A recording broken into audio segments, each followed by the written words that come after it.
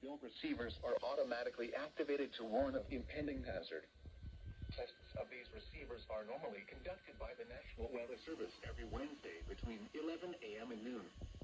When there is a threat of or existing severe weather in the area, the test will be postponed until the following day. This ends the test of National Weather Service weather radio warning alarm.